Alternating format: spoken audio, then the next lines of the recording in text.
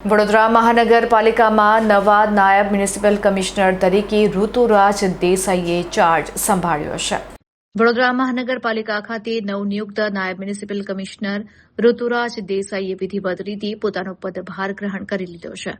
Charge સંભાળતાની સાથે જ તેઓ એક્શન મોડમાં જોવા મળ્યા હતા અને પાલિકાના ઉચ્ચ અધિકારીઓ તેમજ કર્મચારીઓ સાથે એક મહત્વપૂર્ણ બેઠક યોજી હતી। આ બેઠક દરમિયાન અધિકારીઓ દ્વારા નવા નાયબ મ્યુનિસિપલ કમિશનરને વડોદરા શહેરની ભૌગોલિક સ્થિતિ, વિવિધ વિસ્તારોની વિશેષતાઓ અને હાલમાં શહેરમાં ચાલી રહેલા જુદા જુદા વિકાસ કાર્યો તેમજ વહીવટી કામગીરીથી વિગતવાર માહિતગાર કરવામાં આવ્યા હતા। આગામી ચોમાસાની ઋતુને ધ્યાનમાં રાખીને ઋતુરાજ દેસાઈએ શહેરમાં ચાલી રહેલી પ્રી મોન્સૂન કામગીરીની ઝીણવટભરી માહિતી મેળવી હતી અને જરૂરી સૂચનો કર્યા હતા। તેમણે સ્પષ્ટ કર્યું હતું કે ચોમાસા દરમિયાન નાગરિકોને કોઈ મુશ્કેલી ન પડે તે માટે તંત્ર સજ્જ રહે। નાયબ મ્યુનિસિપલ કમિશનરે તમામ અધિકારીઓને તાકીદ કરતા જણાવ્યું હતું કે શહેરની જનતાને પડતી પ્રાથમિક મુશ્કેલીઓ અને તેમની રજૂઆતોનો ત્વરિત તેમજ સકારાત્મક નિકાલ લાવવો એ આપણી પ્રાથમિકતા હોવી જોઈએ।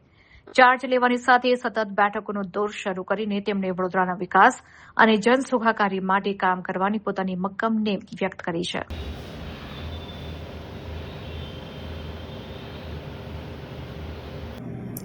આજે જ તમે વડોદરા ડેપ્યુટી મ્યુનિસિપલ કમિશનર તરીકેનો ચાર્જ લીધો છે અને આખી એની જે હેરાર્કી છે, કમિટીઝ છે, એ બધાનો રિવ્યૂ અત્યારે ચાલે છે।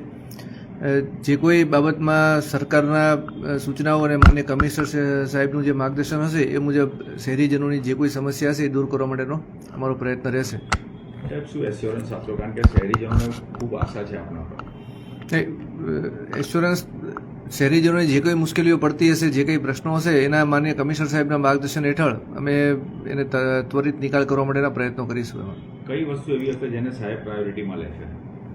સાહેબ સાથે ચર્ચા કરી અને એ નક્કી થશે કે કઈ વસ્તુને પ્રાયોરિટી મળે। સાહેબની જે કોઈ પ્રાયોરિટી હશે એને અમે પ્રાયોરિટીમાં લઈશું। પ્રી મોન્સૂનની કામગીરી અંગે શું કહેશો આપ? પ્રી મોન્સૂનનું મારે આજે જો પહેલો જ દિવસ છે, હજી જોવાનું બાકી છે શું પ્રી મોન્સૂનનું અહીંયા શું પ્રશ્નો છે અને કઈ રીતની કામગીરી ચાલે છે એ જોઈને પછી આપને કહી શકાશે એમાં। Thank you sir. Thanks a lot sir.